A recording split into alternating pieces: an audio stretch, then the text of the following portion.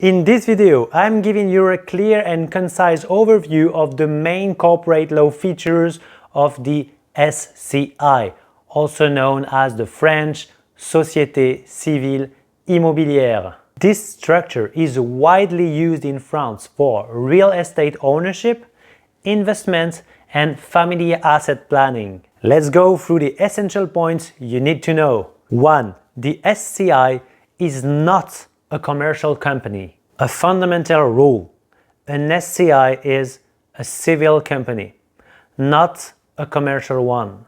This means it cannot carry out commercial activities. So, what is commercial act? In French law, a commercial act involves buying goods with the intention of reselling them for profit, or regularly performing acts meant for commercial gains. Real estate ownership, long-term holding, and renting do not fall under that definition, because they involve managing property and not buying and reselling it as a business activity.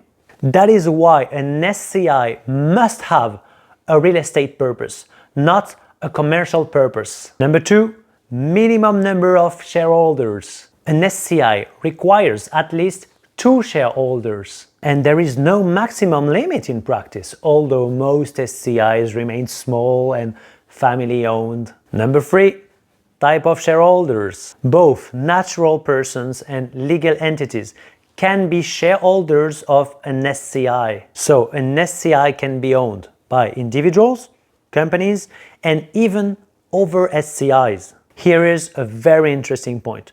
The manager of the SCI, le gérant, can also be a legal entity, as long as that entity itself is managed by a natural person.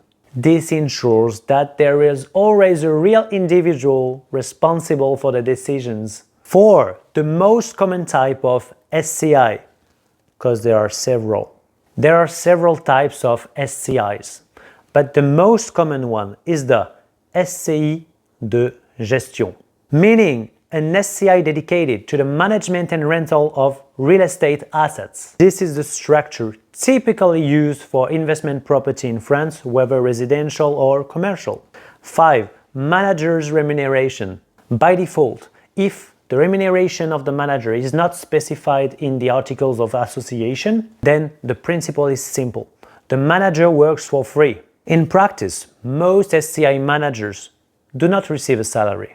SCIs are usually used to manage personal or family real estate assets, and if the manager is paid, it is often done through another company in the group and not directly through the SCI. 6. A major advantage: asset separation. One of the strongest advantages of the SCI is the separation between personal assets and real estate assets. The SCI is the entity that takes on loans and liabilities, not you personally. This means your personal debt ratio is not affected, which can be a major benefit when building real estate investments in France. 7. Marchand de biens activity is not allowed. Be careful. A marchand de biens is someone who buys properties and resells them for profit on a regular basis. This is clearly a commercial activity, and since an SCI is not a commercial company, this activity is not allowed within an SCI.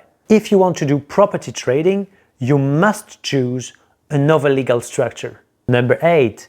Usufruct and bare ownership.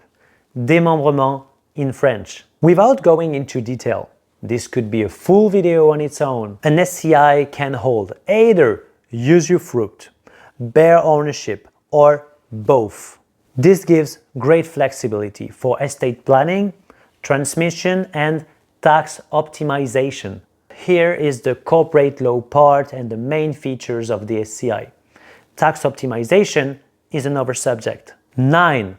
Minors can be shareholders. A non-emancipated minor can be shareholder of an SCI. This is one reason SCIs are often used for family estate planning. However, a minor cannot be the manager, except in very rare and exceptional cases. In conclusion, the French SCI is a powerful and very flexible structure for holding and managing real estate, especially for families and foreign investors. It offers asset protection, management flexibility, and a clear legal framework. But remember, it must remain strictly civil, not commercial. If you are a foreign entrepreneur and you need help structuring your real estate investments in France or choosing the right legal form, feel free to reach out LC Finance.